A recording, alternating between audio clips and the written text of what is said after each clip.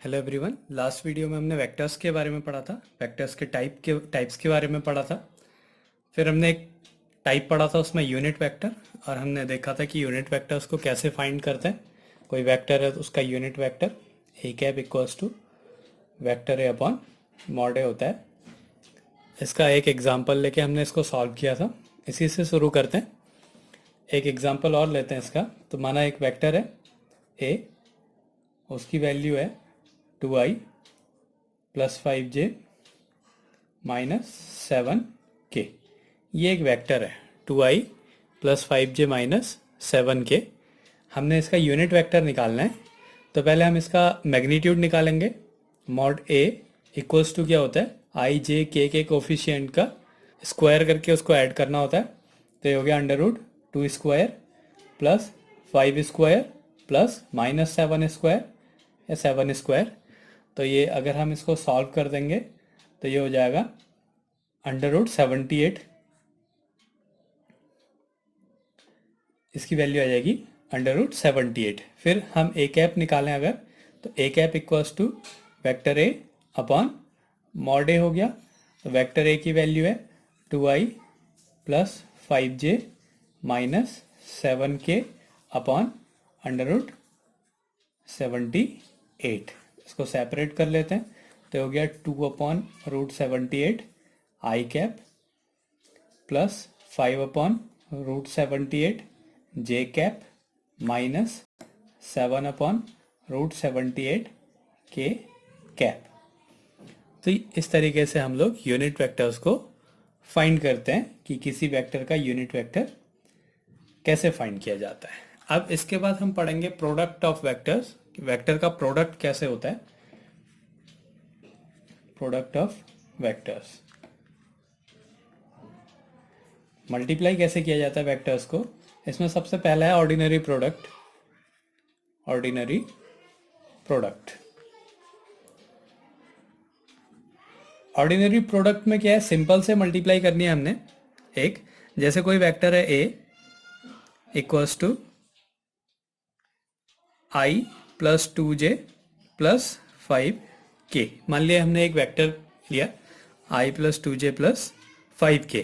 हमने इसकी मल्टीप्लाई करनी है एक नंबर 2 से, मल्टीप्लाई कर रहे हैं 2 से। तो ये क्या हो जाएगा, इसकी सीधे सीधे अंडर मल्टीप्लाई हो जाएगी। तो हो जाएगा 2i cap plus 4j cap plus 10k cap. तो ये ऑर्डिनरी मल्टीप्लाई है।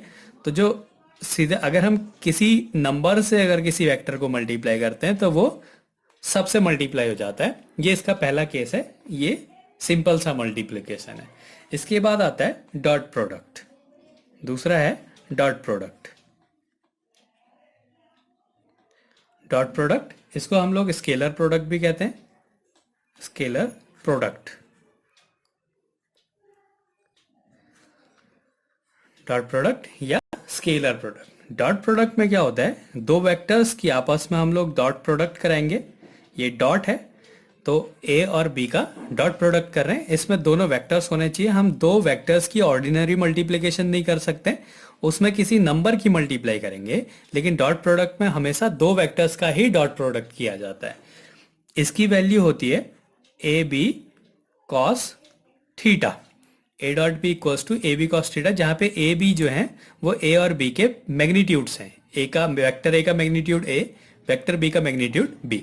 तो A dot B equals to A B cos theta होता है।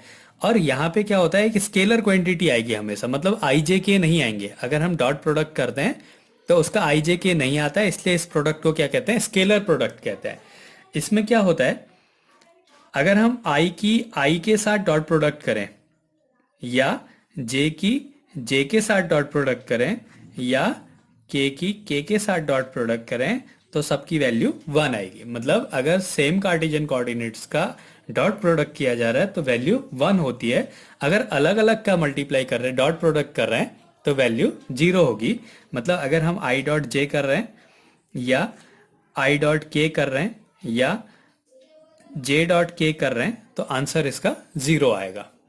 तो ये हो गया इसके रूल। अब हम कैसे डॉट प्रोडक्ट करते हैं, जैसे कोई वेक्टर है ए equals to i cap plus 2j cap plus 3 k cap, और दूसरा वेक्टर है 2i cap plus j cap minus 5k cap. ये दो वेक्टर्स हैं, इन दोनों वेक्टर्स की हमने डॉट प्रोडक्ट करनी है। तो इसका डॉट प्रोडक्ट कैसे किया जाएगा, तो हम लिखेंगे a डॉट बी। तो अब इसमें क्या करते हैं, सीधे i की i के साथ डॉट। अब हमने क्या करना है, इसकी इसके साथ डॉट करानी है, फिर इसके साथ डॉट करना है, फिर इसके साथ डॉट करना है। तो अगर हम i का i के साथ डॉट करते हैं तो 1 आता है, j के साथ करेंगे जीरो आ जाएगा, और k के साथ करेंगे तो फिर जीरो आ जाएगा। मतलब जो i है तो उसकी i के साथ ही डॉट करके वैल्यू आएगी, j वाले की j वाले के साथ ही डॉट करके वैल्यू आएगी। तो हम उसी की मल्टीप्लाई करेंगे, उसी का डॉट प्रोडक्ट करेंगे। तो i डॉट i 1 हो गया, और ये हो गया 2, इसकी मल्टीप्लाई। अब j वाले की j वाले के साथ, तो यहाँ 2 है, यहाँ 1 है, तो वैल्यू आ गई 2। अब इसकी k वाले के साथ, तो यहाँ पे +3 है, यहाँ का -5 है, तो 5 3 जा 15 हो गया, माइनस का 15 आ गया। और k डॉट k करेंगे तो वैल्यू 1 हो जाएगी। बाकी के साथ अगर इसकी मल्टीप्लाई, इसका डॉट प्रोडक्ट कर दें तो वैल्यू 0 होगी। तो इसको सॉल्व कर दें तो हो जाएगा माइनस का 11 यूनिट। ये इसका डॉट प्रोडक्ट। अब इसमें आंसर में आई जे के नहीं आ रहा है, तो मतलब ये कैसा प्रोडक्ट हो गया, स्केलर प्रोडक्ट हो गया। अब इसके बाद आता है वेक्टर प्रोडक्ट। नंबर 3 है वेक्टर प्रोडक्ट। वेक्टर प्रोडक्ट हम वेक्टर प्रोडक्ट कैसे करते हैं, वेक्टर प्रोडक्ट को हम क्रॉस प्रोडक्ट भी कहते हैं। ये डॉट प्रोडक्ट था, तो अगला क्रॉस प्रोडक्ट है, तो ये हो गया क्रॉस प्रोडक्ट। क्रॉस प्रोडक्ट या वेक्टर प्रोडक्ट, ऐसे ही डॉट प्रोडक्ट या स्केलर प्रोडक्ट। तो यह जैसे हमने ए और बी के बीच में डॉट लगाया था, तो वो डॉट प्रोडक्ट हो गया। यहाँ पे हम ए और बी के बीच में क्रॉस लगाएंगे एक, तो ये क्रॉस प्रोडक्ट कहलाता है। ये क्रॉस प्रोडक्ट जो है एक वेक्टर प्रोडक्ट है, मतलब इसमें आई जे के आएंगे। ये डायरेक्शन भी बताएगा, यहाँ पे सिर्फ मैग्नीट्यूड आ रहा था। इसकी वैल्यू होती है A B sine theta into N cap. N cap जो है वो ए क्रॉस बी के परपेंडिकुलर होता है। जो इनका जो रिजल्टेंट होगा वो इन दोनों वेक्टर्स के परपेंडिकुलर होगा। ए और बी का अगर हम क्रॉस प्रोडक्ट करें तो जो आंसर आएगा वो ए के भी परपेंडिकुलर होगा और बी के भी परपेंडिकुलर होगा। माना इसका आंसर सी आ रहा है, तो सी जो है वो ए के भी परपेंडिकुलर होगा और बी के भी परपेंडिकुलर होगा। अभी इससे एक न्यूमेरिकल सॉल्व करेंगे तो समझ में आ जाएगी कि कैसे वो एक दूसरे के परपेंडिकुलर होते हैं। अब ये इसको हमने सॉल्व करना है कि ए क्रॉस बी को, यही दो वेक्टर्स ले लेते हैं और इसको सॉल्व कैसे किया जाता है। तो पहले इसको डिटर्मिनेंट मेथड से सॉल्व करते हैं। तो यहाँ पे हम लिखेंगे आई जे के, तीनों कार्टेशियन कोऑर्डिनेट्स को लिख दिया। नहीं भी है अगर किसी में तो भी यहाँ पे लिखना है। फिर उसके बाद इनके कोफिशिएंट्स को लिखेंगे। ये हो गया 1, यहाँ पे 2 और 3, ऐसे ही 2, जे का कोफिशिएंट 1, के का कोफिशिएंट -5। अब हमने इसको सॉल्व करना है। तो इसमें क्या करेंगे हम लोग, तो ये जैसे क्रॉस मल्टीप्लिकेशन मेथड होता था 10th में, उसी तरीके से थोड़ा सा सॉल्व किया जाता है ये।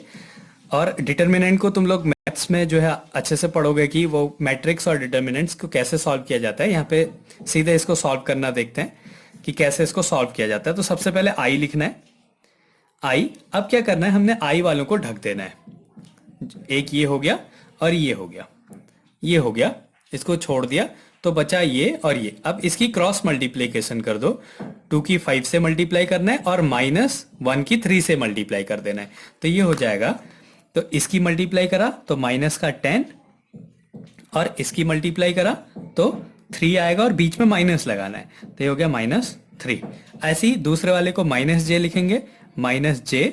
अब j वाले को अगर हम बंद कर दें तो ये जो बचे हैं इनकी 1 की 5 से मल्टीप्लाई करनी है और 2 की 3 से मल्टीप्लाई करनी है, तो ये हो जाएगा -5। अब बीच में माइनस साइन लगता है, 2 3 जा 6। अब ऐसे ही k वाले को +k। अब ये दोनों छोड़ दिए तो ये हो गया 1 माइनस इसकी मल्टीप्लाई 4। ऐसे हमने इसको सॉल्व करना है। आई वाला लिखना है, आई के साथ ये जो दो बचे इनकी मल्टीप्लाई कर देना है। फिर जे वाला लिखना है, उसके साथ जो दो बचे इनकी मल्टीप्लाई कर देनी है। फिर के वाला लिखना है, ये जो दो बचे इन दोनों की मल्टीप्लाई कर देनी है और बीच में माइनस साइन आएगा। तो अब इसको सॉल्व कर देते हैं, तो ये हो जाएगा -13 आई कैप और ये माइनस का 11 हो जाएगा और ये माइनस है तो प्लस 11 जे कैप और माइनस 3 के कैप। ये जो है इसका आंसर आ गया। ऐसे हम इसका क्रॉस प्रोडक्ट करते हैं।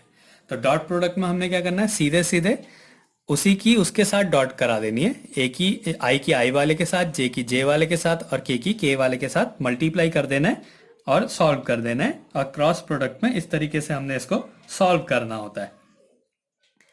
अब एक और एग्जांपल ले लेते हैं कि कैसे क्रॉस प्रोडक्ट निकालते हैं। थोड़ा सा टफ है। तो एक वेक्टर लिया हमने, a equals to i 3i cap plus 4j minus 5k। ये एक वेक्टर है। ऐसे ही vector b equals to 2i minus 3j minus k। ये सॉल्व करना है। इसका हमने क्रॉस प्रोडक्ट निकालना है कि इसका क्रॉस प्रोडक्ट क्या आएगा। तो डॉट प्रोडक्ट भी निकाल देते हैं, क्रॉस प्रोडक्ट भी निकाल देते हैं। अगर हम इसका डॉट प्रोडक्ट निकालें तो क्या हो जाएगा, a dot B equals to i की आई वाले के साथ और ये हो जाएगा 2 3 जा 6 हो गया 6। और ये माइनस है, ये प्लस है तो माइनस हो जाएगा 4 3 जा 12। फिर ये माइनस, ये भी माइनस तो प्लस हो जाएगा 5 1 जा 5। तो इसको सॉल्व कर देंगे तो क्या आ जाएगा, माइनस का 1। तो ये आ गया इसका डॉट प्रोडक्ट। अब हमने इसका क्रॉस प्रोडक्ट करना है। तो क्रॉस प्रोडक्ट में क्या करेंगे, ये डॉट प्रोडक्ट। अब हम निकाल रहे हैं इसका cross product A cross B. और क्रॉस प्रोडक्ट में भी हमेशा दो वेक्टर्स का, ये वेक्टर्स के ही डॉट प्रोडक्ट और क्रॉस प्रोडक्ट किए जाते हैं। लेकिन डॉट प्रोडक्ट में स्केलर क्वांटिटी आएगी और क्रॉस प्रोडक्ट में वेक्टर क्वांटिटी आएगी।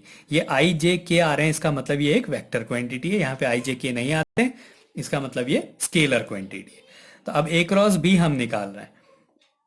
तो अब क्या करना है, पहले आई जे और के लिख देना है। फिर इनके कोफिशिएंट, पहले ए वाले के लिखेंगे, आई का कोफिशिएंट 3, जे का 4 और के का -5। ऐसे ही 2 -3 -1 इनके कोफिशिएंट्स को लिख दिया। अब इसको सॉल्व करना है। तो पहले क्या लिखना है, आई वाले को बंद कर दिया। तो ये आई वाले बंद कर दिए तो बचा क्या, 4 की -1 से मल्टीप्लाई करनी है और -3 की 5 से मल्टीप्लाई करनी है। तो ये हो जाएगा, ये ऐसे करना है हमने। अगर मैं ये वाले बंद कर दिए आई वाले और ये वाले भी बंद कर दिए, तो जो दो बच गए उनको उनकी मल्टीप्लाई कर देना है। तो ये -4 हो जाएगा और ये माइनस माइनस प्लस हो जाएगा 15, लेकिन बीच में माइनस साइन आएगा। तो इसको लिखेंगे हम लोग -4 माइनस इसकी मल्टीप्लाई करनी है तो ये क्या हो जाएगा, 15 हो जाएगा। ये हो गया आई। फिर जे वाले को माइनस लिखेंगे। अब जे वाला बंद कर देना है, तो ये बंद है, अब इसको बंद कर दिया। तो जो दो बच गए इनकी मल्टीप्लाई कर दिया। तो 3 की -1 से मल्टीप्लाई करी, -3, फिर बीच में माइनस साइन लगेगा। अब इन दोनों की मल्टीप्लाई होगी तो 5 2 जा 10 और माइनस का 10 आ रहा है। तो ये हो गया जे वाला टर्म। अब ऐसे ही के वाला प्लस के लिखा। अब के वाले को बंद कर दिया, बाकी दो की मल्टीप्लाई कर दी। तो 3 3 जा माइनस का 9 हो गया, फिर -4 2 जा 8 हो गया। अब इसको सॉल्व कर देते हैं। तो ये हो जाएगा माइनस का 19 -19 आई कैप और ये प्लस हो जाएगा और ये हो जाएगा 7 और ये बाहर माइनस है तो -7 जे कैप और इसको सॉल्व करेंगे तो माइनस का 17 के कैप। तो इसको सॉल्व करके ऐसे आई जे के जो ये ए क्रॉस बी है इसकी वैल्यू आ गई -19 आई कैप -7 जे कैप और -17 के कैप। अब इसमें एक और चीज होती है कि अगर हम आई और जे का क्रॉस करते हैं, आई और जे के इनके अगर हम क्रॉस कर रहे हैं सीधे, जैसे यहाँ पे आई का आई के साथ डॉट करा था तो क्या आया था, जे के जे से डॉट किया था या आई का जे के साथ डॉट किया था। अब यहाँ पे क्या होता है, यहाँ पे एक साइकिल होगी आई, क्योंकि ये वेक्टर प्रोडक्ट है तो इसमें डायरेक्शन पे भी डिपेंड करेगा कौन सी डायरेक्शन ले रहे हैं। ये 3 वेक्टर्स है आई जे के, तो इसमें साइकिल चलानी आई जे के ऐसे। तो अगर हम इस साइकिल की डायरेक्शन में जा रहे हैं तो अगले वाली की वैल्यू पॉजिटिव आएगी। जैसे अगर हम आई क्रॉस जे करें, आई क्रॉस जे करते हैं तो आई जे के बाद क्या आता है के, तो इसका आंसर होगा के। और ये तीनों एक दूसरे के परपेंडिकुलर है। ये एक्स एक्सिस में, ये वाई एक्सिस में, तो आंसर क्या आ रहा है, जेड एक्सिस आ रहा है। तो जेड एक्सिस क्या होगा, वो एक्स एक्सिस और वाई एक्सिस दोनों के परपेंडिकुलर है। ऐसे ही अगर हम जे क्रॉस के करें, जे क्रॉस के करते हैं, अगर जे क्रॉस के करते हैं तो इसके बाद क्या आना है, आई, तो आंसर क्या आ जाएगा, आई आएगा। अगर हम उल्टा करते हैं, अगर हम करते हैं के क्रॉस जे, के क्रॉस जे, तो मतलब हम साइकिल में उल्टा चल रहे हैं, तो आंसर क्या आएगा, आई आएगा, लेकिन माइनस का आएगा, तो ये हो जाएगा माइनस आई। ऐसे ही अगर हम ए क्रॉस बी करते हैं, ए क्रॉस बी करते हैं तो कुछ वैल्यू आएगी, वो value minus B cross A करके जो वैल्यू आएगी, बी क्रॉस ए करके जो वैल्यू आएगी उसके माइनस के बराबर होगी। ये ऐसा है, ए cross b equals to minus B cross a, लेकिन यहाँ पे नहीं होगा। डॉट प्रोडक्ट में क्या होगा कि अगर हम ए डॉट बी करें या बी डॉट ए करें, ये दोनों इक्वल होंगे, मतलब ये कम्यूटेटिव लॉ को फॉलो करता है। ए dot B equals to b dot a होता है, लेकिन क्रॉस में जो है नहीं होगा, a cross b equals to minus का बी क्रॉस ए होता है। अब मैंने बोला था कि अगर दो वेक्टर्स कि अगर हम क्रॉस प्रोडक्ट करें तो जो रिजल्टेंट आएगा वो जो है दोनों के परपेंडिकुलर होगा। तो इससे पहले हम देखेंगे कि हम दो वेक्टर्स को कैसे परपेंडिकुलर, अगर हमसे कहेगा कि दो वेक्टर्स परपेंडिकुलर हैं तो हम उसको कैसे सॉल्व करते हैं। तो अगर दो वेक्टर्स एक दूसरे के परपेंडिकुलर होंगे तो उनका क्रॉस प्रोडक्ट जो है, उनका जो डॉट प्रोडक्ट है वो हमेशा जीरो होगा। तो हम देखते हैं कि कैसे हम क्रॉस प्रोडक्ट को सॉल्व करते हैं या डॉट प्रोडक्ट को परपेंडिकुलर में कैसे। अगर दो वेक्टर्स एक दूसरे के परपेंडिकुलर हैं, एक वेक्टर ए है, एक वेक्टर बी है, ये अगर एक दूसरे के परपेंडिकुलर हैं तो क्या होगा कि इनका जो डॉट प्रोडक्ट है वो जीरो होगा। दो वेक्टर्स एक दूसरे के परपेंडिकुलर हैं तो उनका जो डॉट प्रोडक्ट होगा वो जीरो होगा। अब हमने पिछले एग्जांपल में वेक्टर ए लिया था 3i plus 4j minus 5k, ये वेक्टर ए था। ऐसे ही वेक्टर बी लिया था हमने 2i माइनस 3j और माइनस k, ये हमने दो वेक्टर्स लिए थे 3i plus 4j minus 5k, और b की वैल्यू ली थी 2i minus 3j minus k। और जब हमने इनका क्रॉस प्रोडक्ट करा था, a क्रॉस b करा था, माना ये c वेक्टर है कोई, तो a क्रॉस b करा तो आंसर आया था minus 19i cap minus 7j cap और माइनस 17k कैप। ये हमारी दो वैल्यूज आ रही थी अगर हम उसका सॉल्व कर रहे थे। तो minus 19i cap minus 7j cap और माइनस 17k कैप आ रहा था अगर हम इनको सॉल्व करते हैं। अब हमने देखना है कि इसका क्या होता है, जो ए क्रॉस बी करके जो आंसर आता है वो ए के भी परपेंडिकुलर होगा और बी के भी परपेंडिकुलर होगा। अब इसको हम इससे सॉल्व करेंगे। अब परपेंडिकुलर की कंडीशन क्या होती है कि अगर उन दोनों वेक्टर्स का डॉट प्रोडक्ट करें तो आंसर जीरो आएगा। मतलब अगर हम सी का ए के साथ डॉट करें तो आंसर जीरो आना चाहिए, और सी का बी के साथ भी डॉट करें तो आंसर जीरो आना चाहिए। इसका मतलब जो रिजल्टेंट होगा वो ए और बी दोनों के परपेंडिकुलर होगा। तो अब देखते हैं, पहले ए डॉट सी करते हैं। तो ए की वैल्यू क्या है 3i cap plus 4j cap minus 5k, और डॉट सी की वैल्यू क्या है minus 19i cap minus 7j और माइनस 17k। तो अब इसको सॉल्व करते हैं। इसको सॉल्व करेंगे तो माइनस 57 हो गया। फिर इसकी मल्टीप्लाई करेंगे तो हो जाएगा माइनस का 28, और इसको सॉल्व करेंगे तो प्लस का 85 हो जाएगा। अब इसको सॉल्व कर देते हैं, तो इन दोनों को ऐड कर देते हैं, ये 5 हो गया और ये 85 माइनस का 85 प्लस 85, तो आंसर क्या आ गया, जीरो आ गया। मतलब ए और सी जो है वो एक दूसरे के परपेंडिकुलर है। सी क्या है ए क्रॉस बी, और ये ए के परपेंडिकुलर। ऐसे ही सी बी के भी परपेंडिकुलर होता है, इसको भी चेक कर लेते हैं। अब हम निकाल देते हैं ए डॉट बी। अगर ए डॉट बी की वैल्यू ए डॉट सी अगर हम निकालें, अगर ए और सी की वैल्यू ए डॉट सी की वैल्यू जीरो होती है, इसका मतलब ए और सी, ए सी तो निकाल दिया है, बी डॉट सी निकालना है। बी और सी की बी डॉट सी करें, अगर आंसर जीरो आता है तो मतलब जो सी है वो बी के परपेंडिकुलर होगा। अब फिर चेक कर लेते हैं, वेक्टर बी की वैल्यू क्या है 2i minus 3j minus k, और सी की वैल्यू क्या है minus 19i minus 7j minus 17k। इनका डॉट प्रोडक्ट करना है तो मल्टीप्लाई करते हैं, तो ये हो गया माइनस का 38 और ये हो गया प्लस का 21, और इसको सॉल्व करेंगे तो प्लस का 17 आया। अब इन दोनों को ऐड कर देते हैं, ये 8 हो गया प्लस 3, तो 38 और ये माइनस 38, आंसर क्या आ गया जीरो।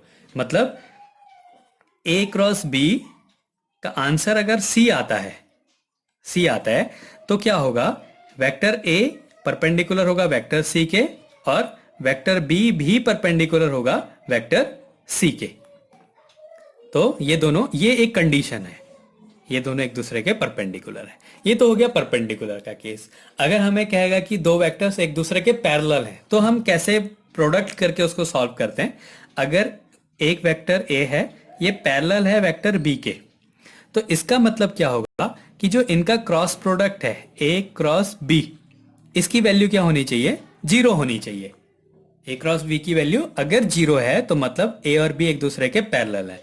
अगर ए और बी एक दूसरे के परपेंडिकुलर हैं, इसका मतलब ए डॉट बी की वैल्यू क्या होगी, जीरो होगी। इसको फॉर्मूले से भी देख देते हैं। A dot B equals to क्या होता है, ए बी कॉस थीटा होता है। अगर ए डॉट बी की वैल्यू जीरो है, ए डॉट बी की वैल्यू जीरो है, तो ये क्या हो गया, ए बी कॉस थीटा।